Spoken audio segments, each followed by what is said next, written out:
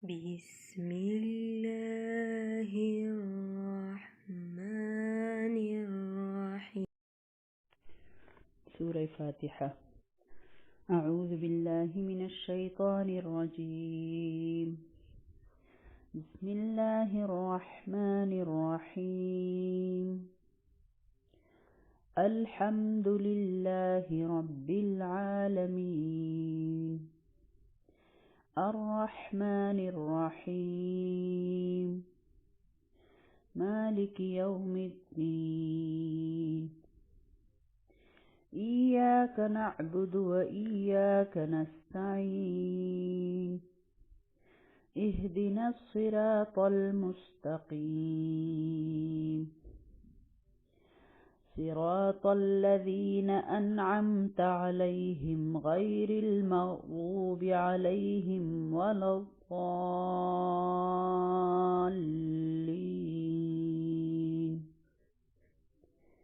آمين. الحمد لله. د قرآن عظیم الشان شروع مونږ وکړه. الله رب العالمین دې راباندې په ډېر لوی خیر په روغ صحت سره او ټیک ټیک په صحیح تلفظ او په صحیح معنا او تشریح سره دې الله رب العالمین په موږ ټولو باندې دا قرآن پوره وویلی کړي او زده کړي او په عمل کې راته رانصیب کړي.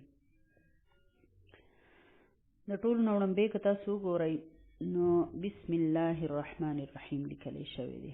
دا بسم الله د دې صورت حصه ده، ځکه چې که دا صورت د بسم الله تی مونږ لرې کړو د دې صورت بیا 6 آیتونه راځي. حالانکه پاک نبی صلی الله علیه وسلم حدیث کی فرمایي چې 7 من المثانی الله رب العالمین ما ترا کړی دی و آیتونه بار بار لوستون کی کنه په هر مانځ کې ویل کیږي. نو دیو جنا دا بسم الله د دې صورت سره شامل ده. د دې مخکې چې مونږ کله هم شروع کوو نو څنګه چې ما وې اعوذ بالله من الشیطان الرجیم، دلته اعوذ بالله لیکلی شوی نه ده، خو د قرآن کریم د تلاوت د شروع کولو نه مخکې به اعوذ بالله من الشیطان الرجیم ضرور وایو، ځکه چې الله په قرآن کې فرمایلی دی فإذا قرأت القرآن فاستعذ بالله من الشيطان الرجيم. چې کله نبی صلی الله علیه وسلم فرمایي چې کله هم ته قرآن مجید لولې نو د شیطان رټلی شوي نه د الله په پناه کې ځان ورکوه، یعنی پناه ترې غواړه. نو د دې وجې نه د اعوذ بالله من الشیطان الرجیم ویل ضروري دي په تلاوت کې. بعضې خلک تش بسم الله الرحمن الرحیم وای او اعوذ بالله من الشیطان الرجیم نه وای، نو دا غلطه کوي. ظاهره ده چې پناه چې کوم څیز ما ته نقصان را رسوي یا زما دشمن دی نو زه غواړم چې زه د هغې نه په پناه کې شم، یعنې په امن کې شمه، او دا پناه به زه د هغه هستی نه غواړم، د هغه چا نه به یې غواړم چې هغه دومره طاقتوري چې د دغې نقصان واله څیز چې دی که هغه دشمن دی او که هغه مار لړم دی او که هغه بل څه نقصان را رسوونکی څیز دی چې د دغې نقصان را رسوونکي څیز نه هغه ذات یا هغه هستی طاقتوري. نو شیطان خو چونکې ما او تا اینو نه، زما په فکر او په سوچ او زما او ستا په اینه کې ګرځي او په فکر او په سوچ حمله کوي که نه. نو ځکه الله رب العالمین راته دا دعا ښوولې ده چې اعوذ بالله من الشیطان الرجیم. دا وایي چې د قرآن د تلاوت د هغې په فهم د هغې په ترجمه تفسیر باندې د پوهېدو دپاره د شیطان رټلی شوي نه د الله په پناه کې ځان ورکوي چې د قرآن نه درته هدایت حاصل شي. او دا هغه دعا ده چې الله پاک په خپله خپلو بندیانو ته ښوولې ده او بیا راله د دې د لوستلو حکم را کړی دی. لہذا اعوذ بالله من الشیطان الرجیم ضرور لوستل دي. که فرض کوي بنده خوب د یری وای نو هم درې ځله د ګس طرف ته ټوکې ووایي دي چې اعوذ بالله من الشیطان الرجیم. دغه شان که ته پوهېږې چې شیطان دې تنګ کوي، وسوسه دله راځي، غلط سوچونه راځي، اعوذ بالله من الشیطان الرجیم وایئ که نه. داسې د دې بیا نور هم ډېر زیات فضایل دي. بل بسم الله الرحمن الرحیم. تعوذ اعوذ بالله من الشیطان الرجیم ته وایي. تسمیه بسم الله الرحمن الرحیم ته وایي. دا بسم الله چې دا نو دا هم د چونکې د سوره فاتحه حصہ ده، نو د بسم الله د تشریح نه مخکې به د سوره فاتحه چې کوم دې سورت ته دې وو آیتونو ته سوره فاتحه ویل کېږي، او دا په مکه کې نازل شوی سورت دی. او د دې سورت نه مخکې د سوره علق یعنی اقرأ بسم ربک الذی خلق کنه کوم چې موږ منې، نو د هغې او دغه شانتي د سوره مزمل، د سوره مدثر د دې آیتونه چې وو هغه نازل کړی شوي وو. نو د شان نزول په ترتیب نزول په اعتبار سره نه د نازلېدو په ترتیب سره د دې 5م نمبر دی د دې صورت. لکه مطلب دا شو چې دا په مکه کې د اسلام بالکل ابتدایي دور کې دا صورت نازل شوی دی، او دا وړاندې صورت دی چې دا پوره پیړ نازل شو. یعنی دا صورت مکمل سوره فاتحه چې دا په یو ځای را نازله کړې شوې ده په نبی صلی الله علیه وسلم باندې. د دې صورت تقریبا 10 نمونه دي: سوره الفاتحه، الحمد، 7 من المثاني، القرآن، الكتاب، سوره الشفاء، سوره رقیه، الدعاء، تعلیم المسألة او الصلاة. نورم مفسرین نورم ډېر لیکلي دي، خو خبره دا ده چې د دې صورت اهمیت د دې نه واضحه کېږي چې دا صورت یوه دعا ده، او هر څوک چې دا کتاب قرآن مجید شروع کوي، نو که څوک د دې قرآن نه واقعي فایده اخیستل غواړي، نو هغه د اول د رب العالمین د جهانونو د بادشاه نه دا دعا وغواړي. نو الله مهربان رب چې بنده دا دعا وغواړي، الله راته ښوولې ده چې بنده دا دعا وغواړي، نو د دې دعا په غوښتلو سره الله پاک بیا د الله د طرف نه ټول قرآن را وړاندې شي. چې بنده دعا غواړي چې پروردګاره ماته نیغه لاره وښیه، نو الله رب العالمین ورته اهدنا الصراط المستقیم کړه، نو بس الله پاک ورته د هدایت دا لاره ټول قرآن ورته را وړاندې شي.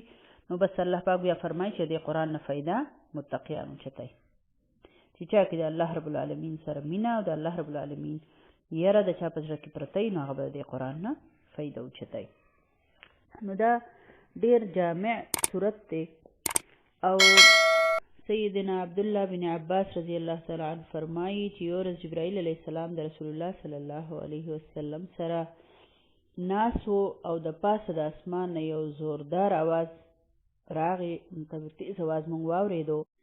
په دې کې جبرائیل علیه السلام اسمان طرف ته وکتل او وی فرمایل چې دا د اسمان یوه دروازه ده چې دننه مخکې چېرته نه ده کولاو شوي، او بیا یې وفرمایل چې دا یوه فرشته ده چې دننه مخکې په ځمکه چېرته نه ده نازله شوي.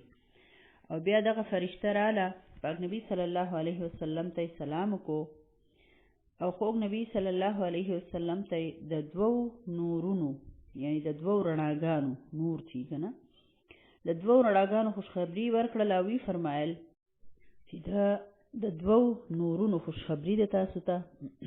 او بیا د فرشتې ووی چې دا 2 رڼاګانې چې تاسو ته درکړې کېږي، ستاسو نه مخکې یو نبي ته هم نه دي ورکړې شوي.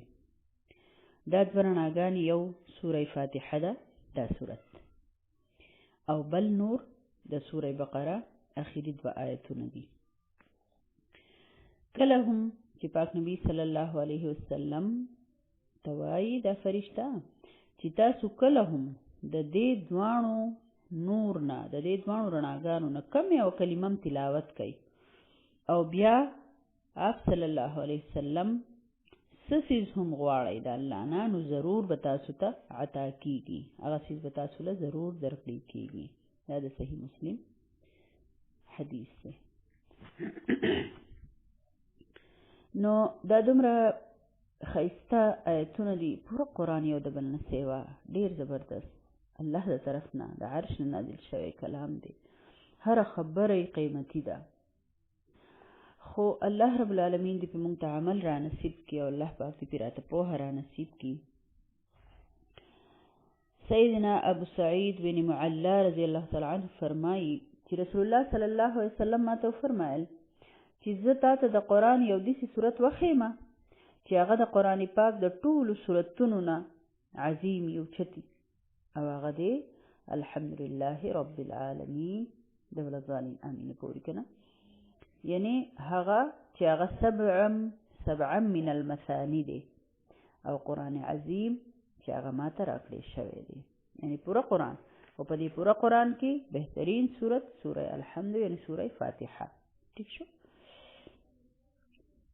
حضرت ابو هريره رضی الله تعالی عنہ فرمایي چې پاک نبی صلی الله علیه وسلم فرمایل چې سوره الحمد یعنی سوره فاتحه دا القرآن الكتاب او بار بار لوستونکي و آیتونه دي دا ترمذی شریف حدیث دی نو د دې القرآن او د دې الکتاب مطلب هم دا دی چې دا قرآن عظیم چې دی په دې کې دا سوره فاتحه دا سورت د پوره قرآن خلاصه ده تاسو به حیران شئ چې بنده د قرآن په د دې سورت په جوړوالي کې ځي که نه نو بنده پوه شي چې په دې خو دا پوره ژوند هر څیز پکې الله رب العالمین په دې 7 آیتونو کې راټول کړي که نه بنده حیران شي نو ډېر زبردست سورت او ځکه خو په هر مانځه کې په هر رکعت کې د دې لوستل دي که نه لازمي دي په هر رکعت کې مونږ وایو که نه الحمدلله د ولدوالین امین پورې مونږ ټول دا وایو که نه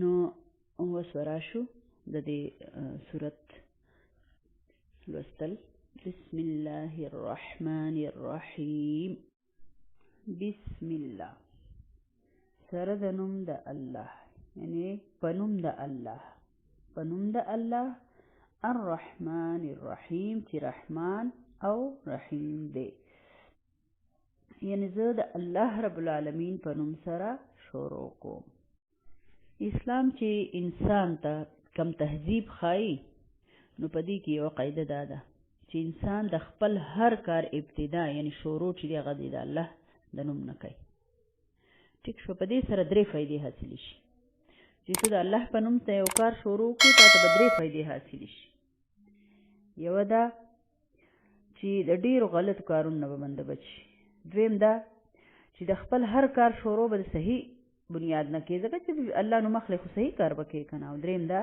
چې د الله امداد به در سره وي دغه شانتې سیدنا عبدالله بن عباس رضی الله تعالی عنه فرمایي چې رسول الله صلی الله علیه وسلم به چې کله سورت ختم شو نو د دې نه به وپېژندو چې کله به بسم الله الرحمن الرحیم نازل شو نو نبی صلی الله علیه وسلم به پوه شو چې بل سورت شروع شو پوه شوئ د دې وجې نه په قرآن پاک کې ټول سورتونه 114 دي که نه په سوره توبه کې بسم الله الرحمن الرحیم نه دی نازل شوی نو ځکه موږ سوره توبه کې نه وایو ټیک ده نو دا د سورتونو له 113 شو 113 ځله بسم الله شو لکه او په سوره انبیاء دی غالبا کنه چې په هغې کې دغه سلیمان علیه السلام هغه خط چې و چې هغه د بسم الله الرحمن الرحیم نه شروع شوی و لکه نو هغه ځل پکې هو نو هسې په تعداد کې بسم الله الرحمن الرحیم په قرآن پاک کې 114 ځله راغلي ده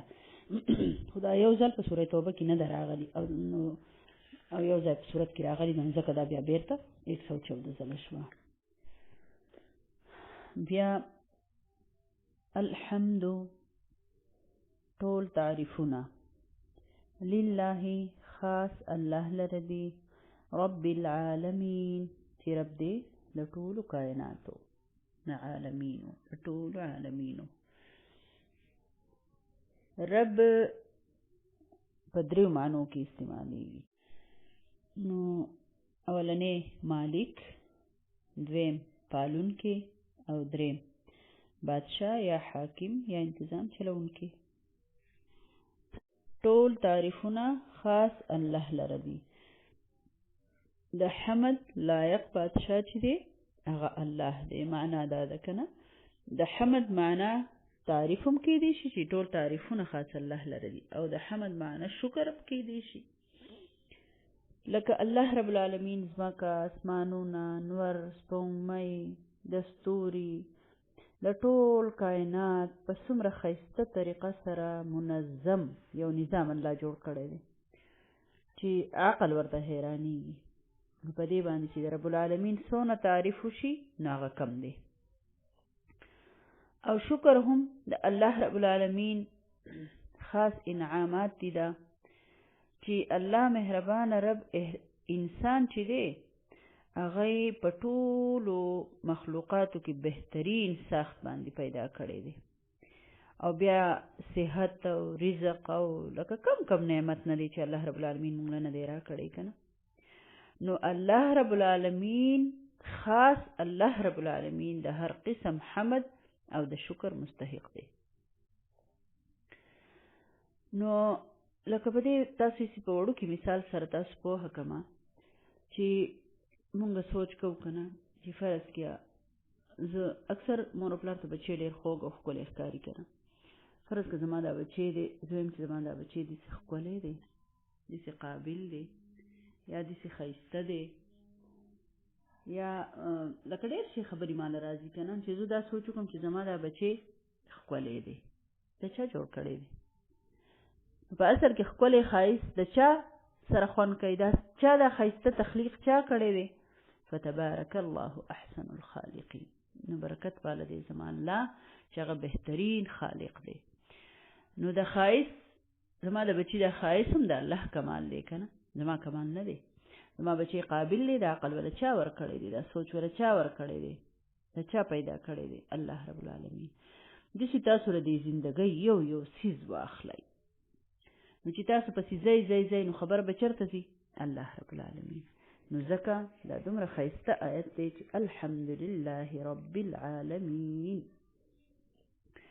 ټول تعریفونه خاص الله لره دي چې هغه رب دی د ټولو کائناتو، یعنی هغه په خپله د دې هر څه پالونکی دی.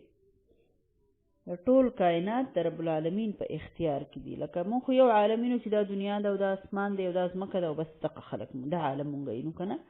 د الله رب العالمین د مخلوقات چې دي هغه دا یو عالم نه دی، پته نشته چې څومره عالمونه دي که نه. او دغه شانتې که د دې نه مونږ د دې عالمین نه مونږ مخلوقات یو قسم واخلو که نه چې یو عالم بل عالم نو د هغې نه مونږ که مونږ وایو نو دغه شانتې پیریان او فرشتې او انسانان او دا خو زمونږ په علم کې دي، پته نشته چې نور به څومره وي. الله رب العالمین مخلوقات به نور څومره وي. او د هغه ټولو پالونکی هم الله دی، د هغه ټولو بادشاه الله دی، د هغه ټولو اختیارمن الله رب العالمین دی. نو ځکه په دې آیت کې دا خبره ده چې الله رب العالمین پالونکی دی، نو هم د هغه رب العالمین سره تعریف ښایي ځکه چې پالونکی هم الله دی. بیا الله فرمایي الرحمن الرحیم چې اکثر مفسرین د دې داسې معنا کوي که نه چې ډېر مهربانه دی او ډېر رحم کوونکی دی، یا ځینې وایي عام مهربانه دی او خاص مهربانه دی که نه داسې وایي.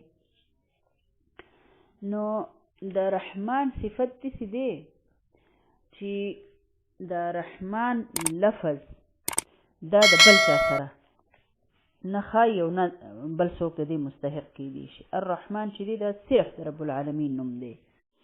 نو د الرحمن الرحیم مطلب دا دی چې الله تش مهربانه نه دی، بلکې د مهربانۍ سره انصاف دیار اختیار لرونکی دی، خو انصاف کوونکی دی.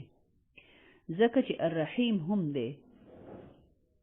د قیامت په ورځ به الله رب العالمین بیا په مؤمنانو متقیانو او نیکانو خلکو رحم کوونکی، او په دنیا کې عام مهربانه دی. کافر فاسق فاجر لم ورکوي، مشرک کافر لم ورکوي، مؤمن مسلمان له هم ورکوي. مطلب دا دی چې د رحمان صفت دومره لوی صفت دی چې کو سوچو کو زمونږ په ګناهونو الله پاک مونږ له سزا راکولی که نه، او رحمان صفت الله رب العالمین نه اختیار کړی وي نو بیا به مونږ پته نشته څومره ګناهګار یو که نه. خو چېرته الله رب العالمین داسې نه کوي چې په ګناه فورا خلک راونیسي. ستاسو خیال دی که نه؟ دا د الله رحمان صفت دی. وخت راله راکړی چې دا بنده الله طرف ته متوجه شي. خو د دومره وخت باوجود او د دومره مهربانۍ باوجود چې یو انسان په دنیا کې د الله په نافرمانۍ کې ژوند تیری او په دقې سرکشۍ کې او په دقې غلطو عقیدو په شرکي عقیدو کې د مرګ راغې، نو بیا الله رب العالمین د قیامت په ورځ به په د رحمان نه الله بر بیا د قیامت په ورځ صرف په مؤمنانو رحم کوونکی او د دې بنده دپاره به بیا قهاري، په د باندې به بیا غضبي د الله. بیا الله فرمایي مالک یوم الدین، مالک د ورځې د قیامت دی. مالک د ورځې د قیامت یعنی الله رب العالمین صرف رحمان او رحیم نه دی، بلکې د آخري فیصلې په ورځ باندې هم الله رب العالمین د پوره اقتدار مالک دی. که چاله سزا ورکوي نو هم څوک یې مخه نشي نیوی، او که چاله اجر ورکوي ښکلي بدله ورکوي نو هم څوک یې مخه نشي نیوی. اختیارمن بادشاه دی. مطلب دا چې په دې دنیا کې ژوند تیرو نو یا دې به دا نه وایي چې بس دنیا ده راله او تیره شوه، بلکې مؤمن ته الله رب العالمین د دې خبرې سوچ ورکوي چې مالک د ورځې د قیامت دی، نه الله پاک به مکمل اختیار لري او تا چې څه کړي دي د هغې به پوره پوره بدله الله رب العالمین درکوي. بیا الله رب العالمین فرمایي ایاک نعبدو، ما تا ته دعا ښیي که نه، نو الله فرمایي ایاک نعبدو چې داسې وایئ چې ایاک خاص تا لره، نعبدو مونږ عبادت کوو، و ایاک او خاص تا نه، نستعین مونږ مدد غواړو. چې خاص تا لره مونږ عبادت کوو، د عبادت معنا چې ده دا ډېره وسیع ده. مونږ په اتحیاتو چې مونږ کینو نو مونږ وایو التحیات لله والصلوات والطیبات، یعنی زمونږ ټول قلبي یعنی د زړه او بدني او مالی عبادتونه، درې واړه قسمه عبادتونه مونږ وایو چې الله دا لله خاص الله لره دي که نه. نو د بندګي او د عبادت وای دی ته چې د زړه عبادتونه مطلب دا چې توکل په الله باندې، خوف یره د الله نه، محبت د الله سره، دا د زړه عبادتونه دي. بروسه په الله باندې او دغه شانتي د الله نه یره او د الله سره محبت، عجزي، خشوع خضوع چې ورته وایي که نه، دا بندګي ده د زړه. بیا د بدن عبادات څه دي؟ منځونه، نفلونه، روژه، د حج، دا د الله د نورو حکمونو پیروي کول، دا د بدن د وجود باندې دا د بدني احکامات دي، دا بدني عبادت دی.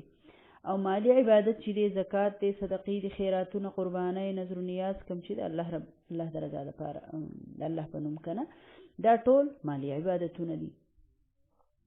نو په دې ټولو کې چې د الله نه سیوا بل څوک را نشي نو دې ته وایي ایاک نعبدو، خالص تا لره مونږ عبادت کوو که نه. نو د عبادت او د بندګۍ مفهوم چې دی معنا هغه ډېره وسیع ده. مونږ خلک عبادت صرف دې ته وایي چې مونځ او که تاسو خیال یو ځل مونځ او ذکر دې ته مونږ عبادت وایو که نه. نو عبادت په اسان لفظونو کې دا دی چې د ژوند په هر لمحه، په هر وخت، په هر حالت کې د الله رضا خیال ساتل دې ته بندګي وایي. و ایاک نستعین او خاصتانه مدد غواړو مونږه، الله ته مونږ وایو که نه، الله ستانه مونږ مدد غواړو. نو دا هم ډېر جوړ معنا لري چې دا هغه چا نه خلک مدد غواړي چې په چا دا یقین چې دی ما ته په هر حالت په هر وخت کې د مدد ما ته را رسېدلی شي. نو الله رب العالمین د دعا چې مونږ کوو که نه د هر مانځه کې یا د مانځه نه پس دا مونږ دعاګانې ولې غواړو؟ مونږ ته پته لري زمونږ رب العالمین زمونږ دعا قبلولی شي که نه، بل څوک یې نه شي قبلولی، ځکه مونږ د خپل رب نه دعا غواړو. نو په هر وخت کې د الله نه مدد غوښتل. نبی صلی الله علیه وسلم چې دا مسنون دعاګانې ښوولي دي که نه، د ناستې، د ولاړې، د کور نه د بهر ته د وتو، د حدیثو نه د بچ کېدو دعا، د بیمارۍ د جوړېدو، دا ټولې دعاګانې، دا وجه هم دا ده چې زما ستا سوچ دا دی چې رب العالمین زمونږ مدد کوونکی بادشاه دی، بل هېڅ څوک نشته چې ما ستا مدد وکړي. زما ستا مونږ ته دا صرف او صرف مدد را رسوونکی بادشاه چې دی هغه الله رب العالمین دی. نو زمونږ که هر قسم حاجتي نو د هغې دپاره به صرف او صرف رب العالمین ته زاري کوو، د رب العالمین نه به غواړو. دې وجې نه که د چا څه مشکلي، څه پریشاني، ما مخکې هم تاسو ته ویلي دي 2 رکعته نفل صلات حاجت کوئ په هغه ټایم چې په کم ټایم باندې نفل کېږي، او د رب العالمین نه 2 رکعته نفل صلات حاجت ساده الله نه سوال کوئ په اولنی رکعت کې داسې کوئ 2 رکعته نفل صلات حاجت مونځ ادا کوم خاص خدای لره الله اکبر. نو اولنی رکعت چې سبحان الحمد ووایئ ولا ضالین آمین نه پس قل یا ایها الکافرون او په دویم رکعت کې قل هو الله احد. ټیک شو. او بیا دغه شانتې دا 2 رکعات به ډک وکئ سلام به بیا وګرځوئ بیا به یو ځل الحمد دعا ته به لاس چت کئ یو ځل به الحمد ووایئ یو ځل به اللهم صل الله مبارک ووایئ او بیا به دغه دعا ووایئ لا اله الا الله الحلیم الکریم سبحان الله رب العرش العظیم والحمد لله رب العالمین اسألک موجبات رحمتک وعزائم مغفرتک. دا دعا ده په دې نیټ کې هم که تاسو سرچ کئ را به شي که نه زه به هم در سینډ کومه. نو دغه دعا به وغواړئ بیا به پسې یو ځل اللهم صل الله مبارک ووایئ خپل حاجت به پیش کئ. بس د دې نه بله بهترینه طریقه نشته ده چې نبي صلی الله علیه وسلم ما تاته ښوولې ده. او ځان له د هر حاجت چې ستاسو وي دغه 2 رکعته نفل صلات حاجت ځان له دغه کئ مقرر کئ او د الله نه په دغه حاجتي نفل کوئ. که 2 حاجته دي او که 3 او که 10 که 2 ځله کې او که 4 رکعته کې او که 6 رکعته کې 2 رکعته دي که نه د ستا خوښه ده. د الله نه سوال کوئ انشاءالله رب العالمین به دې ضرور سوال قبلئ. که نه 3 خبرې دي ضرور به په هغې کې یوه قبلېږي یا به در هغه څیز درکړي څه چې غواړئ یا به د هغې نه غټ مصیبت په تا را روانې الله به دې د هغې نه بچ کړي او یا به در الله پاک د هغه جان خزانه کړي چې په کوم وخت کې به زموږ ډېر سخت ضرورت دی هر څه ته. الله دې زموږ د ټولو نه راضي الله دې زموږ د ټولو په حال رحم وکړي. دا باقي